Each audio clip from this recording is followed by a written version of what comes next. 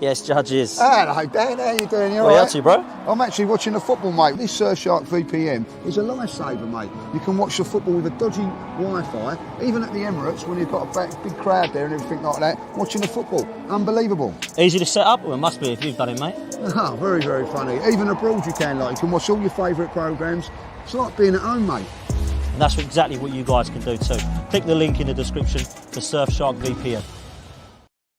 Good afternoon, everyone. I hope you're well. Welcome to the Saturday and the start of a weekend of an international break where, let's be real, everyone's missing football. Everyone I speak to that's in this community says, oh, international break. Interlull, they call it. No Arsenal, nothing to talk about.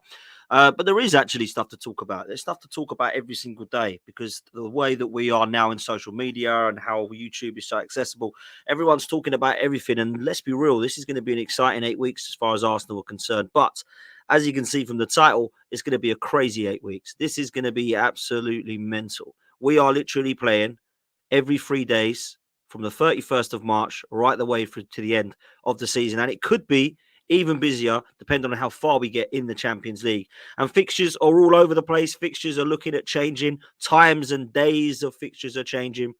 And it is a massive, massive pile up for Arsenal Football Club right now. When you look at things, it is not going to be pretty, but this is what we pay for. This is what we've been asking for.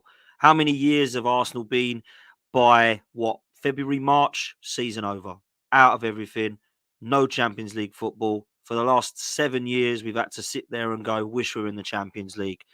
And if I was to say to that same fan 7 years on that we'd be in a Champions League quarterfinal and in a title race at the end of March, starting April, you're going to bite my hand off for it. So let's not moan, let's not be negative, let's enjoy it because this is what football is all about. We are in a situation that we all wanted to be in. So we can't complain.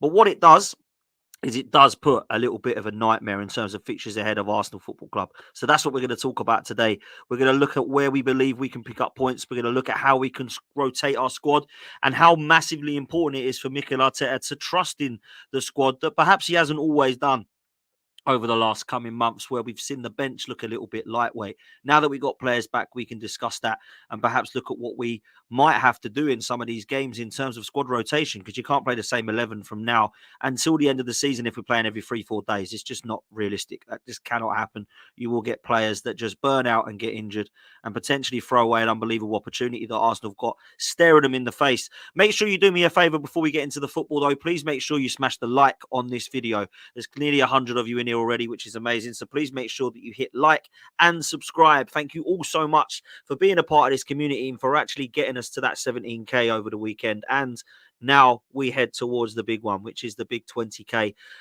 which is what we want to hit. So we want to hit that pretty soon, people. So please make sure that you hit like and subscribe. If you would like one of these canvases behind me, then please make sure you go to the description and email the email address there. They will sort you out a canvas. They have got different colors, and it's russellhogphotography@hotmail.com. He'll sort you out. He's a massive gooner, goes to all the games. So please say Dan Potts sent me, I'm a gooner, and he'll sort you one of those out. If you do want to check the Patreon out at Bread and Honey Bets, that is in the description as well. If you do like a bet this weekend on the internationals, then please make sure that you go over there. And for, of course, the boxing, Formula One, and the UFC, which is all on this weekend as well. So make sure that you go and put yourself in with a shout of getting some money, because they do not let you down. The other thing I need you to do, in the comment section, there is a pinned comment, and it is Surfshark VPN. Please make sure you get one of these, guys. I didn't know anything about VPNs, but they're an absolute must, particularly in this day and age, watching all things football. If you're massively into sports, when you're abroad, you need Surfshark VPN. Honestly, absolute lifesaver. It's just like being at home. So you've got all the channels you want there. So please make sure you click on that, take a look, purchase that. You will not be let down. Myself, Lee Judges, as you saw from the amazing acting at the start, have both sorted ourselves out. Troops and Expressions are all over this at the moment because they're promoting it as well. So make sure that you are a part of it. Click on the link in the pinned comment and it will take you straight to Surfshark, and you can then get Surfshark VPN. I promise you, you will not be let down by doing those things. So now you've all hit the like button. Let's see what we're at likes, actually. Come on, let's get the likes up, people. We're not even at 50 yet. Come on, make sure you smash the like button for me, because that is absolutely free. And so is a subscribe button. It's mad because everyone thinks when you hit like and subscribe, you've joined something and you're paying for something. That's just not the case. That's not going to happen. So make sure you hit like and subscribe because it's absolutely free. Great to see 150 of you here so early. Absolutely brilliant. Thank you all so much for being here. Big up to Sniper Steve. Big up to Steve Reynolds. Big up to Philippe. Big up to Ash. Big up to Ali. Big up to Natalie. Big up to Jake. Big up to LFC Aaron. Big up to my mum who's in the chat as well. Listen, this is going to be a crazy 8-week schedule. Trust me. But we're here for it. We're here for it at Arsenal. And I'm telling you this now, if there's anyone that's going to be moaning or negative about this, then go and remember what it used to be like to support Arsenal, because it was like this all the time. Yeah. And that's not me being arrogant and being, I'm older than you and I remember the old days, because there's people much older than me, remember much before me in the 80s and 70s and 60s, right? But when I grew up in the 90s, we were in all competitions. In the 2000s, we were in Champions Leagues and there was fixture pile-ups. But you know what we had? A squad to deal with it. And we need to have faith and belief that we've got a manager and a squad now that can deal with it. Now, of course, we're short in certain areas. We've spoken about why that we might need to go in and get a number 9 in the summer. We might need another body in midfield. We might need a cover for Saka. We might need another cover for Saliba. We can talk about that another day. Let's talk about what this squad is right now, because the transfer window ain't open. We've got players coming back. Yeah. There's international breaks and there's worries about Saka and Gabriel, but I'll be stunned if they don't play against City. I think they're both precautionary. Gabriel Martinelli cut his foot against Sheffield United. We haven't seen him since. People said they saw him on crutches. Why? Apparently it was so the cut didn't keep coming open. So for me, he must be fine by now. There's no way Gabriel Martinelli, has got a cut on his foot and he's out for 4 weeks. That don't happen. Yeah, you just stitch it up, you cover it over, you give him painkillers, and you crack on. Now, that cut would have been healed by now. And how long ago did we play Sheffield United? So those 3 players, I expect them all to be a part or play in the Man City game. Thomas Partey, another player who's come back now, is in training. I don't think they're away at internationals, but I might be wrong. And he needs to be fit for this Man City game now. If he isn't fit, we play Jorginho. That's fine. But Thomas Partey is our first teamer. So when he's fit, you play him.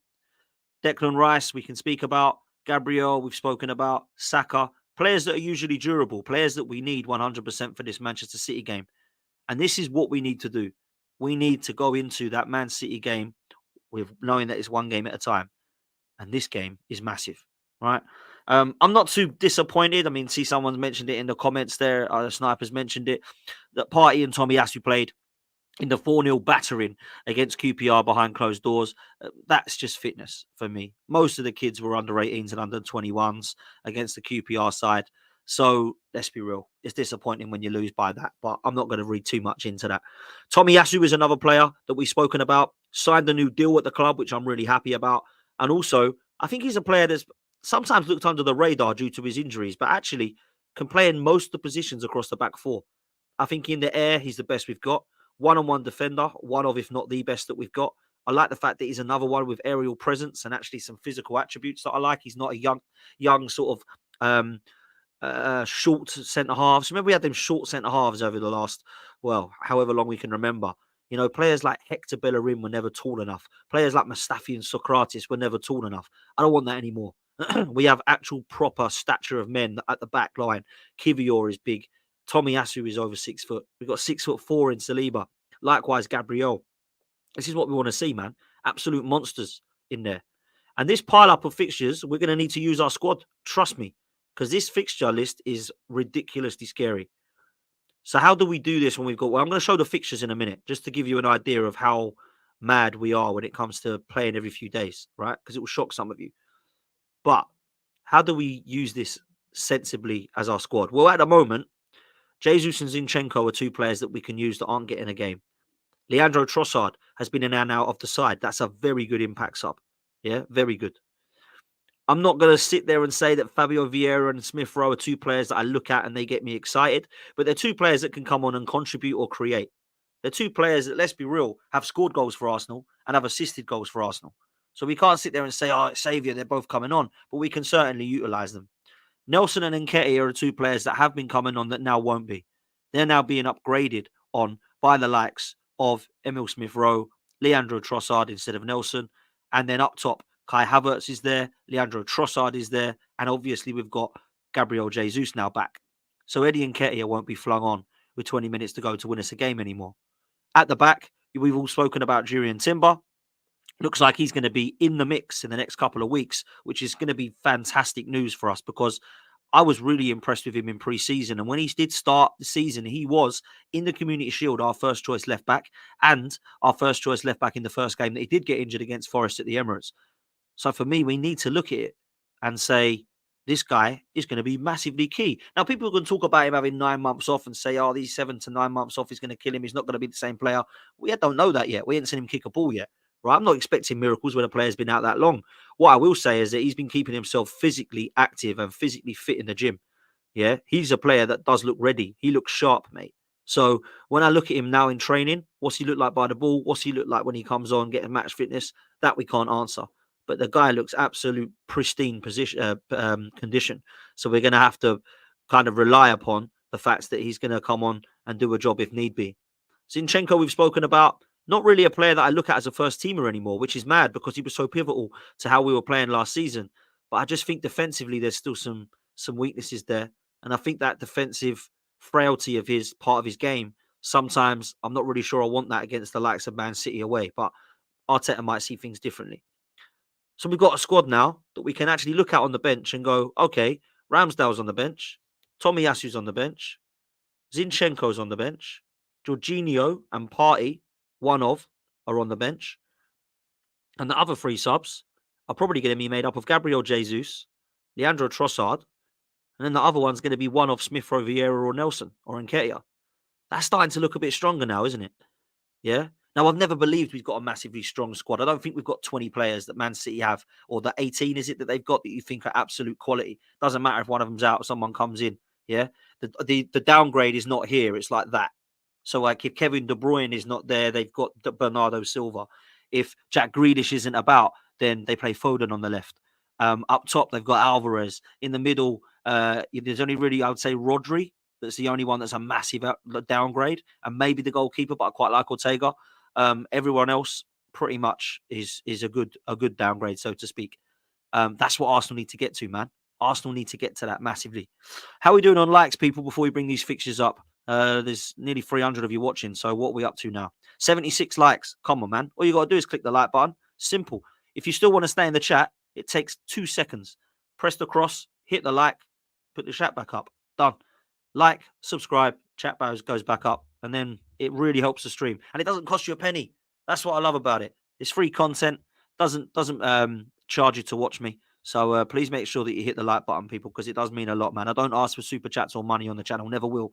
Never will do that. I love that people donate. I love it. It means the absolute world to me. But please, if you can't afford it, which I understand people can't, please just hit the like and subscribe because it's free.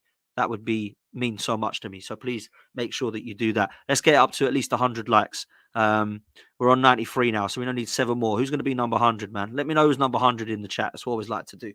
Any questions you got for me, please throw them into the chat. I'll star them. Any super chats will go to the start, and we'll talk a little bit with you guys and find out a little bit about what where you're at with these fixtures. Let's bring them up, shall we? Okay, because we know as well as anyone that it's going to be a tough end to the season. We're aware of that, right? We are aware of it. So we've got Man City. We know Man City are obviously the first game on the 31st of March, right?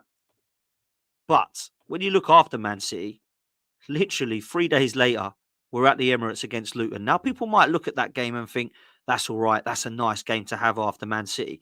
Perhaps you're right.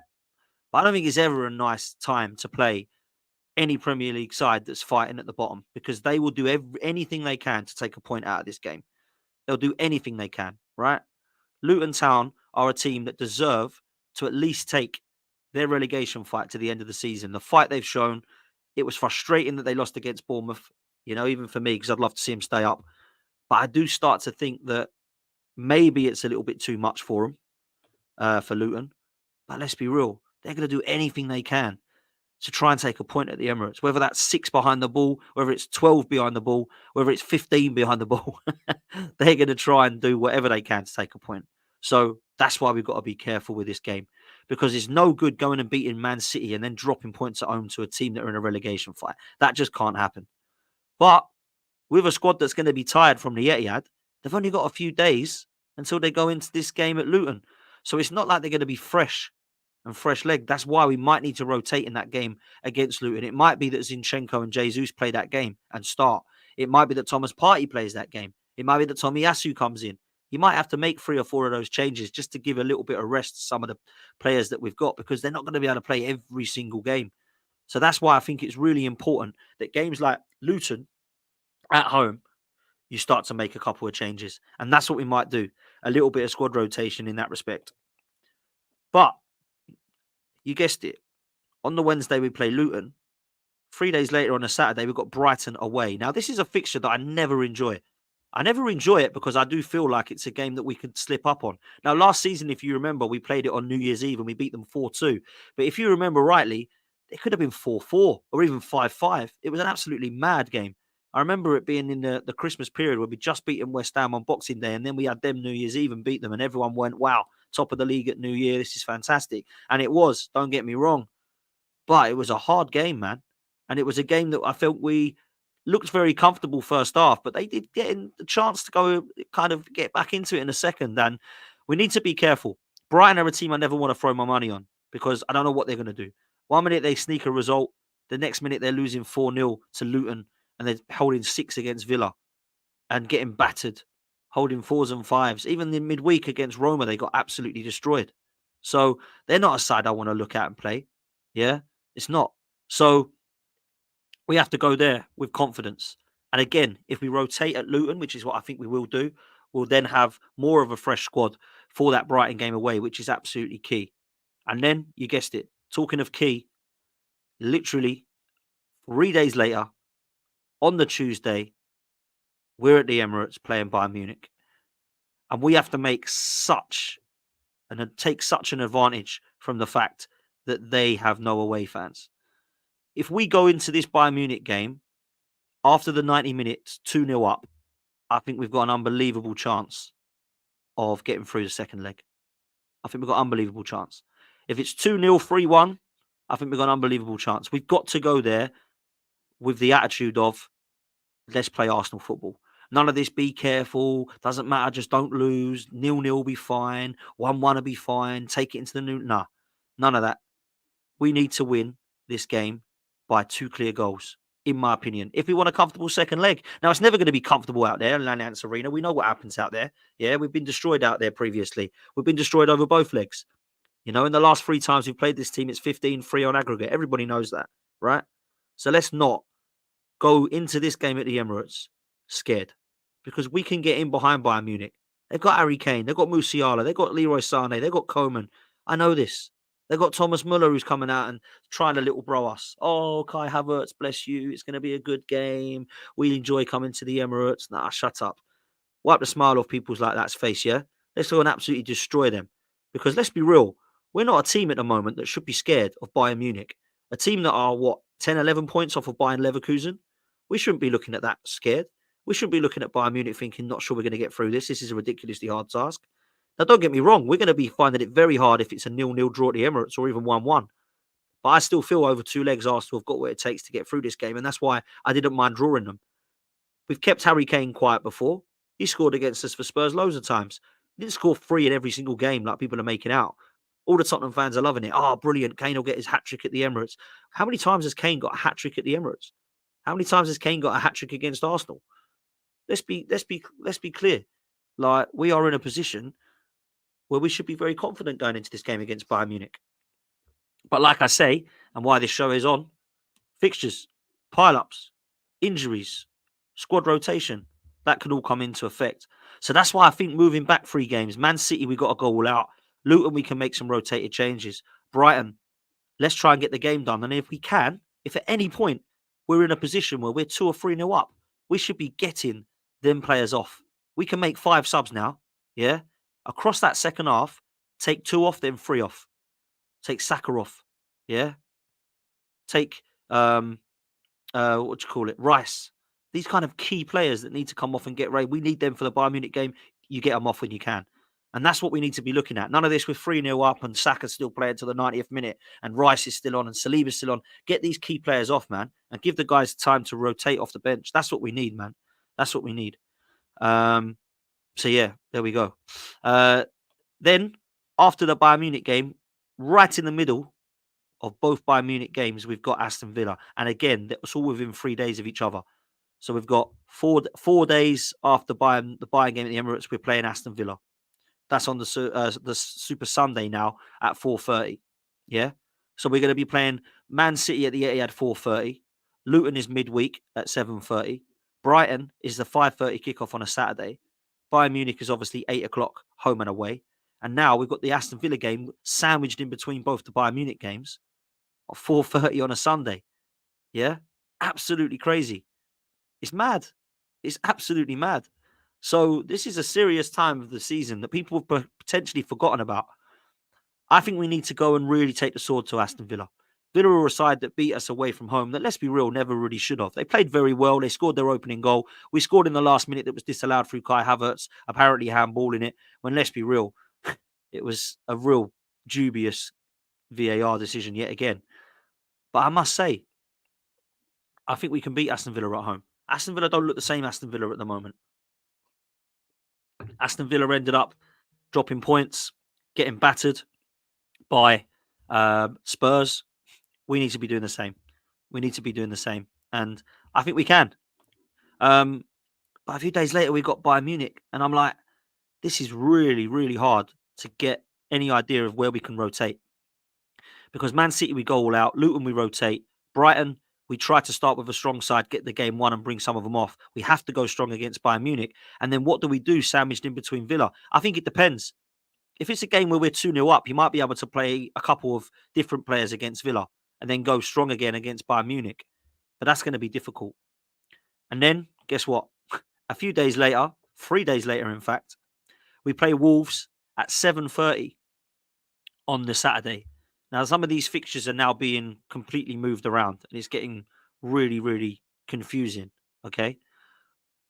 But let me show you. I'm going to stop sharing this one, and I'm going to share the other screen because I don't know if you follow these people on Twitter, but they're quite good for Arsenal fixtures for anyone who does need to take a look on Twitter and follow these guys. So, Arsenal fixtures news has suggested that these are the confirmed dates for your diaries. Saturday, the 20th of April, Arsenal Wolves will play at 7:30. 7:30 on a Saturday. Crazy, but that's the way it is. And then a few days later, we go to Chelsea at home. If you remember, is the rescheduled fixture that we couldn't play because of them being in their Carabao Cup final. That is now going to be on Tuesday, the 23rd of April at 8 p.m. at home. And then the North London derby. Literally, what's that? 4 days later, 5 days later, we play Spurs on the Sunday, which at the moment is going to be kicking off at 2 p.m. Okay, away at White Hart Lane. Now, the only reason that could change is if we actually do manage to get through the Bayern Munich game across 2 legs. This kickoff will then become 2:30 on Saturday because we will then qualify and potentially play on Tuesday the 30th. So this game will not be on Sunday and then Tuesday. So it will go to a Saturday 12:30 kickoff. I'm not sure what people would prefer, but I know what I prefer. I don't care if it's Saturday 12:30. Would have been nice to have Saturday 5:30, but I understand why Arsenal Spurs is Saturday 12:30 because of the policing and how to try and keep the fans on side, etc. But that is what will happen. So it will all be changed and all be rescheduled if we are to get through against Bayern Munich. So that one's going to be really, really key. But we're playing every few games, man. Every few days, sorry. It's going to be absolutely lit now coming towards the end of this season. It really is. I can't stress enough to you how exciting it is being an Arsenal fan. And let's be real, right now, things are looking very, very positive. Of course, things can change. You can get dumped out of competitions. We could lose at the Etihad, lose against Bayern Munich, and everyone's now in the dumps only in a couple of weeks' time. But let's not think like that, man. Let's not think like that at all. So that leads us nicely up to the Spurs game. And then we've got the last 3 games. Bournemouth at home a few days later, where I feel we can potentially rotate a couple of players and still be okay. But if you remember this last year, this was the game that nearly tripped us up. If you remember Reece Nelson's absolute screamer in the last minute, which won us the game 3-2 after being 2-0 down, by the way. Everybody was shocked. Nobody could believe that we were 2-0 down. It was mad. I remember sitting in the stadium thinking, we're going to throw this away at Bournemouth at home. Little did I realise that we were potentially going to throw it away again at Southampton at home in a few weeks later. But at the time, we were 2-0 down to Bournemouth, and I really thought we were in trouble. So it can be a game that can trip you up. Yeah. Our home games, we should not be losing any of them. We've got four home games, 5 away games. The away games are tough. Yeah, we know they are. Man City away is hard. Brighton and Wolves away are hard. Yeah. Spurs and Tottenham away are hard. But the 4 games we got at home, Bournemouth, Luton, Villa, and Everton, we should not be losing those games. And if we do, we don't deserve to win the league. That's how crazy it is. Nobody can afford to drop points here. Liverpool, City, Arsenal. People keep weighing it out. Oh, they'll win that one. They'll win that one. People are brushing over to, oh, Arsenal beat Bournemouth. City will beat Fulham away. Liverpool beat Fulham away. Oh, Liverpool beat Villa away. They could slip up at any of those games. No one knows. This is why I don't like doing these prediction things. I've done it in my head, and I've got Arsenal finishing on 90 and Man City finishing on 80. No one has a clue. Yeah, because you do stuff like that, and then Man City drop points at Fulham, and it's like, whoa, I didn't see that coming. So I don't really do these prediction things. When people ask me to do them, of course I'll do them. If people want it as content, I'll always do it, right? I'll always look at how the league should finish in my head. There's nothing wrong with that. But my God, can you get it wrong so easily? How many times do we get Super 6 right? How many times do we win at the weekend on bets? Football is mad to bet on. Football's crazy. And I don't believe, that with 9 games left for Arsenal, Liverpool, and City, that things are going to go as people believe. I really don't. How are we doing on likes? There's 400 people in here. Big up to all of you. Make sure you hit the like button and subscribe. It's 2 things that are absolutely free and mean so much to the channel. We're on 147. Let's make sure we can get that up to 200, please, people. So make sure you hit the like button. All you got to do is hit like, subscribe. It's absolutely free. And then come back and join us in the chat. Listen, the last 2 games that I'm going to mention are, of course, Manchester United and Everton. Now, Manchester United away. Let me know your thoughts in the chat about this one. But for some reason, my heart is saying we should easily win this game. My head is saying this is going to be difficult. Last season, we were flying. 5 wins out of 5. We got to the Man United fixture at Old Trafford. I went with my dad and I said, we should win this game, but I would not be surprised if we drop points here. And we played really well. We were the better side. If you remember, Odegaard apparently fouled Christian Eriksen. Martinelli went through it, went 1-0, and then VAR overruled it, and then come out and apologise, say, oh, sorry, we got that one wrong. If that was 1-0, it would have been a totally different game. But we got caught out on the counter-attack twice through Marcus Rashford. Basically, they were just smashing it up to him. That can't happen this time. So I feel personally, this is the time to go to Old Trafford and beat them. We've beaten them twice since 2006 at Old Trafford. One of them was the Adebayor 1-0 goal in 2006. The other one, if you remember, was the penalty, Aubameyang penalty, 1-0 in COVID when Partey and El Neni had the game of their lives together. We haven't beaten them since then. It's crazy. And they've been poor, Man United, really poor. We've always seemed to struggle. We've lost, with Drew. It's always been mad at Old Trafford with Arsenal. But I'm not going to talk about winning the league at Old Trafford. I'm not going to talk about anything like that yet. It could go down to the last game. Who knows? But we need to beat them at Old Trafford. We need to. We really need to. And if I could have 3 wins this season that are guaranteed to me now, it would be the Etihad, White Hart Lane and Old Trafford. They're the 3 big games everyone's talking about. And Arsenal need to have the mentality, man. Arsenal need to have the mentality to get through this with 3 points, because I said this last night on the stream and a few people took offense to this. We beat Man City and Liverpool at home, right? We've had good games at home. Porto and the penalties, great mentality. Away from home, I can't say the same this season. Because away from home this season, we went to Villa Park when they were really on top, Villa, and we lost the game away. Then we went to St. James Park and we lost the game away. Yeah, it was a crap goal, but we lost it. Then we went to Anfield and we weren't able to win there. So I'm asking the question. Oh, Stamford Bridge. I know it's not the same Chelsea, but Stamford Bridge, we didn't beat Chelsea this year away from home. Mad. And then what happens? We then get Man City at the Etihad, Spurs away, and Man United away to end the season on. We need to show mentality and strength to get across the line in these 3 games. We just need to. And if we don't, I honestly believe it could be league title over. So that's where I'm at. Last game is against Everton at home. Now, everyone's talking about the good omens about that.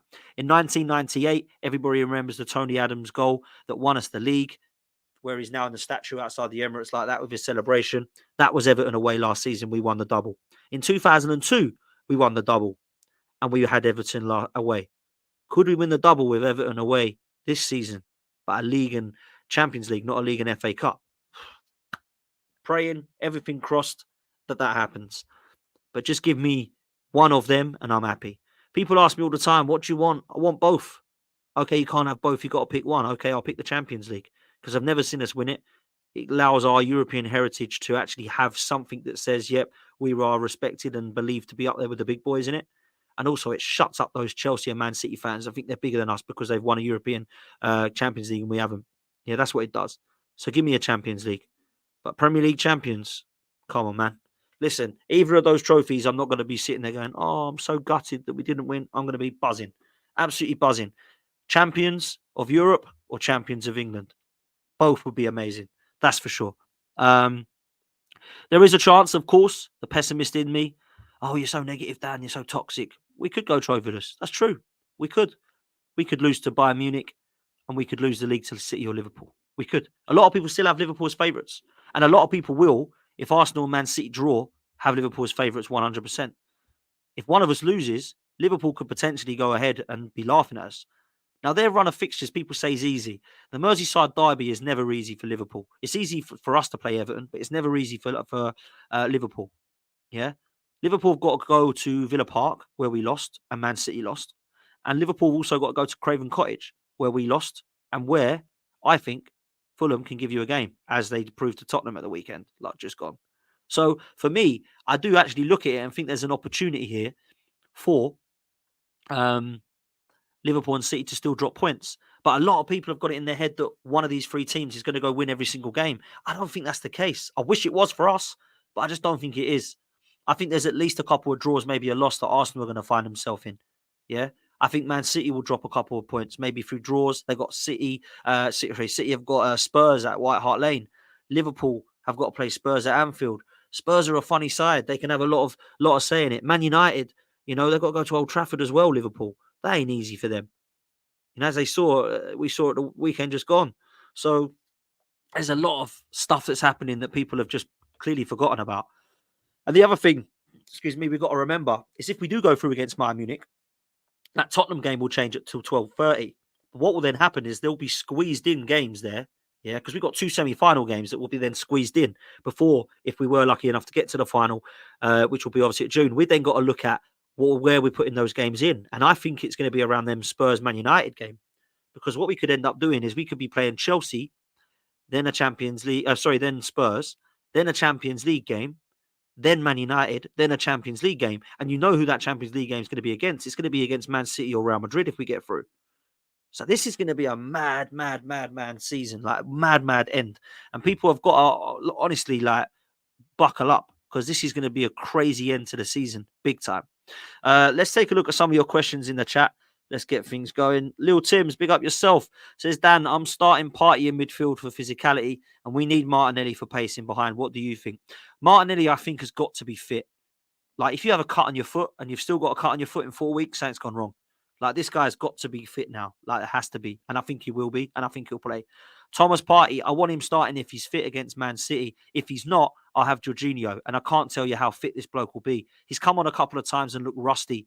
The game against Brentford, the game against Sheffield United, passing the ball out of play, getting caught out for it. That's going to happen. You've got to brush the cobwebs off, right?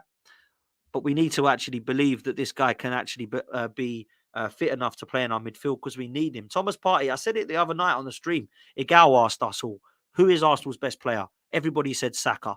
It probably is Saka. But I went for Thomas Partey because I do believe that when everybody's at their best, he just is levels, mate. Absolute levels. And this is why if you're trying to replace Thomas Partey in the summer, it's going to be hard. Do you know what I mean? So it's absolutely crazy. It really is. Let's go to the next question.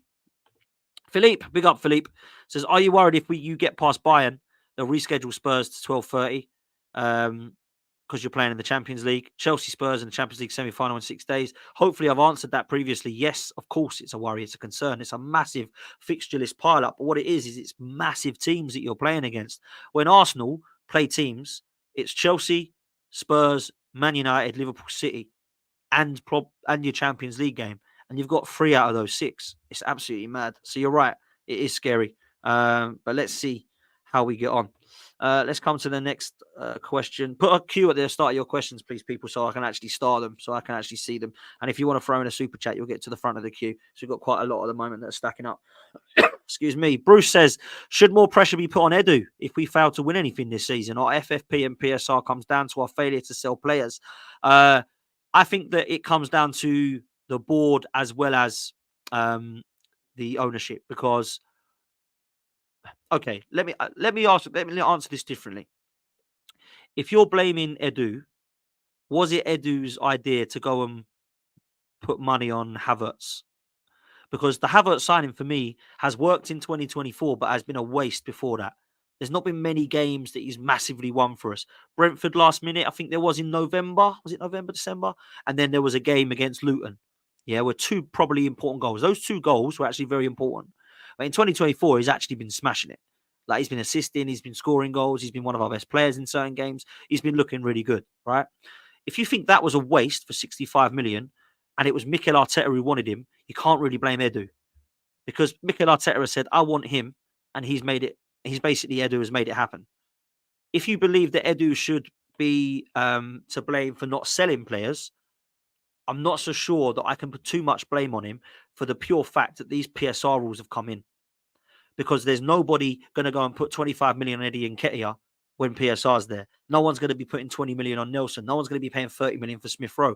These are madness figures that are just not going to happen, and might not even happen without PSR. Yeah, some people might think they're not playing, that they really worth that much anymore. So honestly, it's going to be difficult, Bruce. This one comes in again from Bruce, who says, I respect Arteta, but should we put this time in context? Considering an unknown Arsene Wenger won the league 18 months after joining the club. Yeah, I don't think Arsenal were ever in the position to win the league in 18 months.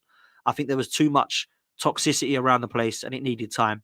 But what I didn't want to wait was 5 or 6 years, because I don't think it should take a club of this stature that long to win the league. That's just my opinion, especially when you spent that much money on it.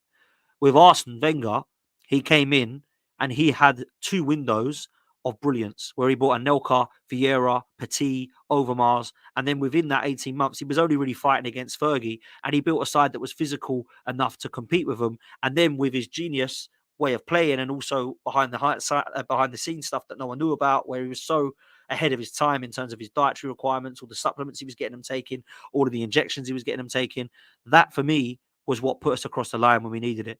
And I just think it's different times now. When you go up against Pep and Klopp, and you've got to have a team that had Mustafi in it and Bellerin in it, you're not going to win the league in 18 months. Now, you can, magically, you get every single player right, you have all the money in the world to do it, you can get close. And maybe we should have got closer sooner, in my opinion. However, we're there now. So that's where I'm at, Bruce. This one comes in from Steve Harwood. Says, Dan, I know changing the topic, but I truly believe we must buy Gyökeres. Yeah. Okay, this is a good one. Give him Lundberg's shirt number. It'll be incredible for us. And he's one of missing cogs. Come on, you Gunners. I'll come back to that, because there's another question on this in a minute. And I do want to talk about this. So I will come back to this one, Steve. Jacob says, will you be making content around the Euros over the summer? Yes, mate. Still be doing content. It will just be all football. There'll be some debate shows. It'll be Arsenal shows. It'll be Euros. Everything will be happening. So the channel is going to be going up to a level in production. We're going to get a new branding channel for the channel, new logo for the channel, and just try and take it up a notch, because we've had the same thing now for, I've been going nearly 18 months. And it's been very much samey in terms of that. So I want to try and lift that up another one. So keep tuned, because trust me, we'll be getting that for sure. So big up to yourself for that, Jake. This one comes in from LFC Aaron. Best team, 98, 2002, or 2004. Now, this is a great question, by the way. People will think I'm going to go 2004 because we went unbeaten. I'm actually going to go 2002. I'm going to go 2002 because we had David Seaman and Tony Adams still. And we had an unbelievable, and I mean unbelievable, team that going forward was electric. With Vieira and Gilberto Silva, we still had Ray Parler, who was massive back then.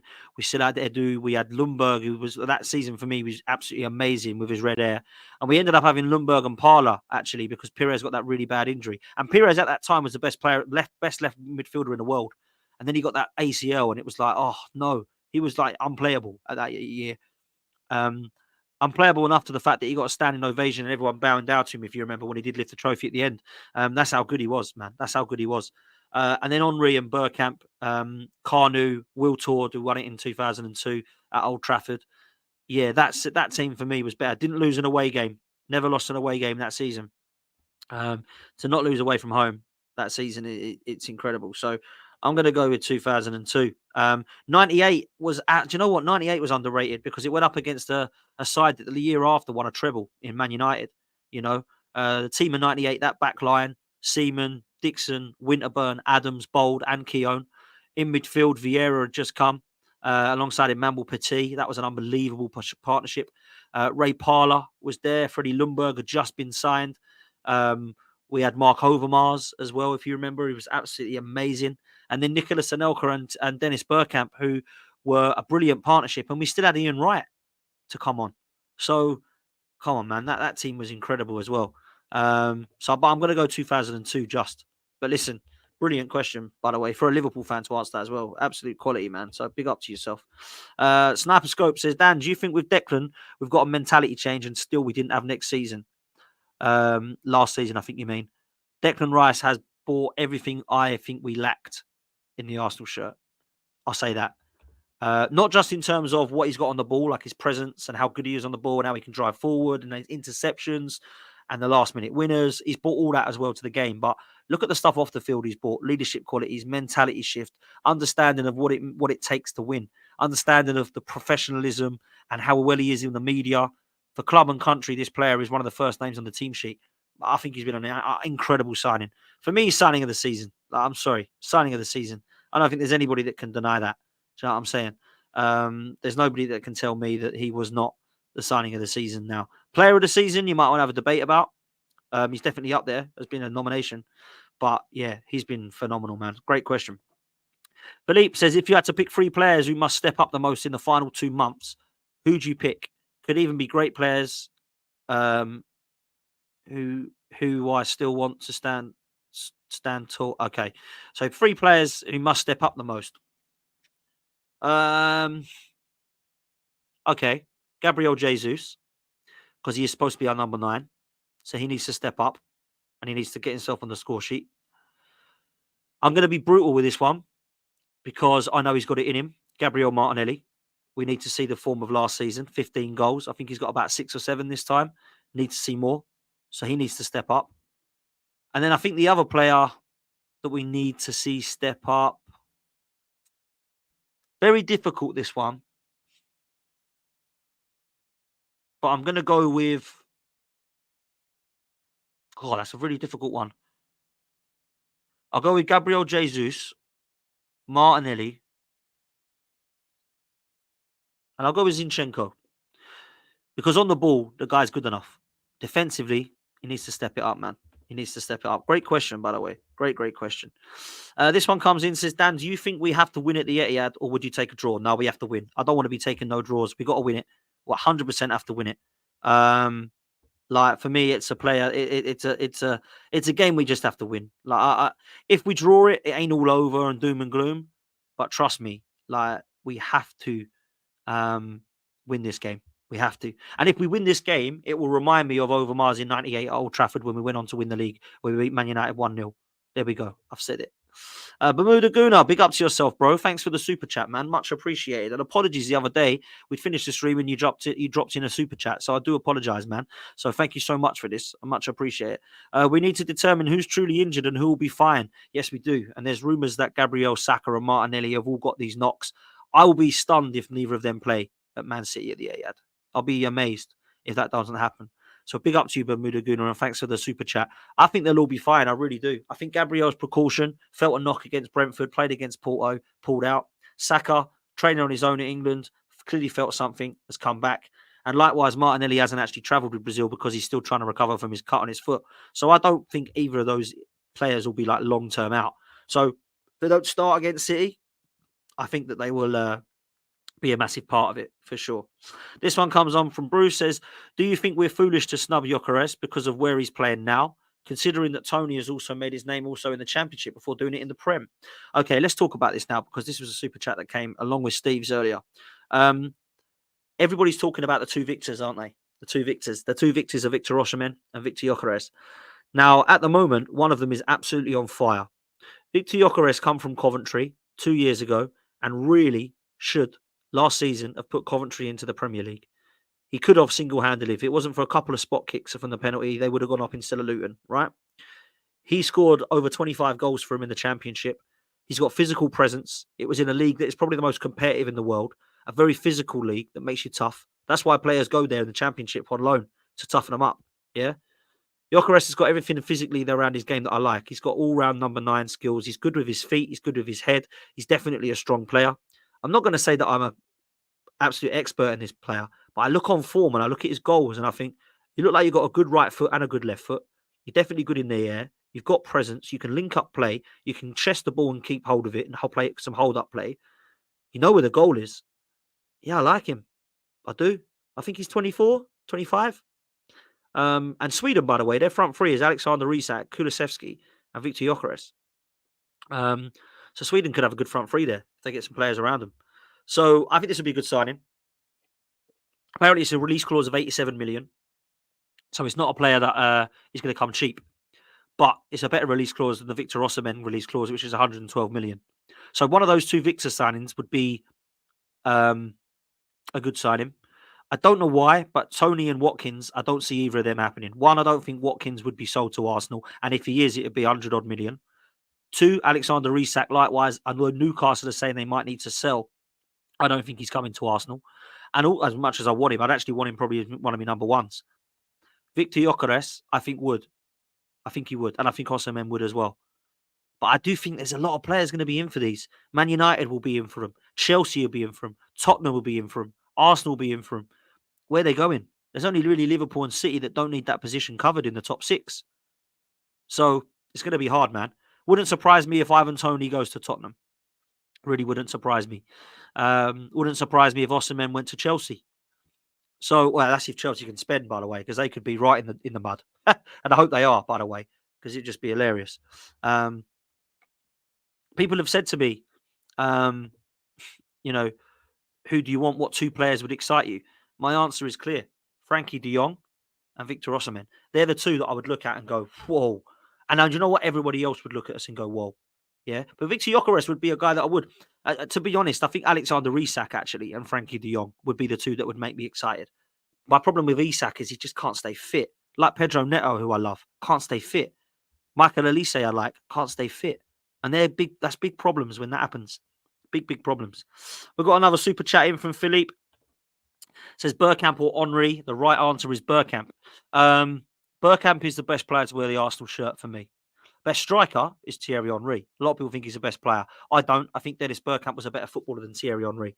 I think his technique, I think his intelligent brain. Anybody that plays alongside him says he's the best player they've ever played for, including Thierry Henry. Ian Wright always says Bergkamp, Anelka, Bergkamp, Van Persie, Bergkamp. When everyone says Bergkamp's the best player he played with, it says it all. For me, he's the best player to wear the shirt. Scored the best goal I've ever seen that's never been replicated against Newcastle at St James's Park.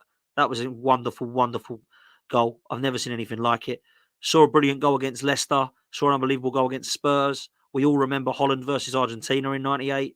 This player, unbelievable. Big up, Philippe. Totally agree with you, man. Let's go to the last couple of questions. This one comes in from Artie. He says, I think Arsenal can afford to lose only 2 points to win the league. Fans asking for almost impossible job. We've never done this run and fans are putting too much pressure on us. Listen, we're not going to win every single game. That's not going to happen. Because for me, what it means is that we've literally got to go 18, 19 games unbeaten, which is, I don't think, been done. 19 wins in a row. I don't think that's been done before. I don't think it's been done before. I think it's 15. I think it's the record. 15 wins in a row. I'm sure it is. I'd have to look. Someone look that for me. See what the record is of consecutive wins. We're being asked to go 17, 18 games of winning. That is not going to happen. I think we can afford to drop 4 points, which is 2 draws. That's it. I don't think we can afford to drop any more than that. So do with that information what you will. This one comes in from Dean. Would you take Kudus next season? Yes, I would. I would have taken Kudus this season. I wanted Pedro Neto or Kudus to come in the door. because I feel like Saka is playing too much football, and we haven't got anybody on that right hand side that can cover him. Maybe Gabriel Jesus, Reece Nelson, Smith Rowe, Vieira. They're not the answer for me. But Pedro Neto would be. I know that we've been linked with him. I don't know how much money we've got to spend, but if we do well in the Champions League and we do well in the Premier League, then who knows? We might have a bit more. If we've got 200 million and we make 100 million from player sales, then that 300 million could be enough to go and get a top striker, a top winger, a top midfielder, and a top centre back. That's what we could be doing, because I've always keep saying these names. I'd love Diamande to cover Saliba. I'd love Frankie de Jong in our midfield. I'd love Pedro Neto to back up Saka, and I'd love Alexander Isak up top. But how much are they going to cost? How much are they going to cost? An amazing amount of money. So, real talk, we're going to be in a situation where we need to go and buy some players. And I think that those sort of names are the ones that should be coming to Arsenal. Because if you remember, Mikel Arteta said, we're building, and then we sprinkle world-class players on top. Now, if the world-class players are Declan Rice, Alexander Isak, Frankie de Jong, this is exciting. If the world-class players are going to be Zubamendi, a young centre-back in that Yoral Harto from Ajax, a winger that I've not heard of, a striker that no one really knows much about, we're not going to be as excited, are we? So I'll be stunned, if that happens. Vixer said, would you rather Gyökeres or Isak? I'd rather Isak because Isak is Premier League proven and he's an absolute elite centre-forward when fit. But Gyökeres could be the answer because he's a lot more durable and he's played in England and in Portugal and he smashed both. Good question. I would take Isak, but I wouldn't be upset if we get this Gyökeres guy because he's absolutely on fire. He's on fire more than Isak and Osimhen. Yeah. So that's where we're at, man. That's where we're at. Listen, do me a favour, please, people. How are we? We've got 477 people in here, which is amazing. What are we at? Likes 234. Let's make sure we get that up to 300, please, people. All you got to do is click the like button, click the subscribe button. It's absolutely free. And if you go to the pinned comment and click on Surfshark VPN, you can sort yourself a VPN out. Please, I knew nothing about VPNs. They are an absolute must, particularly if you're going abroad, because you get to watch all your favourite programmes abroad. Sitting on the beach watching Sky Sports News is nothing like it. So please make sure that you do that. Click on the link in the description or pinned in the comments now. All you got to do is click on Surfshark VPN. It will take you straight there, and then you can go and buy it and purchase it. If you do want one of these behind me, then go to russellhogphotography@hotmail.com. The email address is in the description. Tell him you're a Gooner and you want one of these. He's got them in red and white. He's got them in blue and yellow. Make sure you go and drop him an email and get one sorted. Say, Dan Potts sent me, I'm a Gooner, and he'll sort you one out. Brennan Honey Bets is in the Patreon link in the description as well. So make sure you go over there. If you do like a bet, they've got some amazing tips this weekend on Formula One, boxing, cage fighting, and of course the international football. So please make sure that you do that as well if you do like a bet. That's it from me. Listen, take care, people. Smash the like button. I hope you're all hitting likes. Thanks so much for getting to 17k. I really do mean that. I really appreciate it as well. So make sure that you are a part of this community. Our next one is for 20k that we're trying to get to. So please make sure that we are hitting the subscribe button. Surfshark VPN. Here's the promo. We're out of here. Take it easy, people. Peace. Yes, judges. Hello, Dan. How you doing? You what are you up to, bro? I'm actually watching the football, mate. This Surfshark VPN is a lifesaver, mate. You can watch the football with a dodgy Wi-Fi, even at the Emirates when you've got a big crowd there and everything like that, watching the football. Unbelievable. Easy to set up? Well, it must be if you've done it, mate. Oh, very, very funny. Even abroad you can watch all your favourite programmes. It's like being at home, mate. And that's exactly what you guys can do too. Click the link in the description for Surfshark.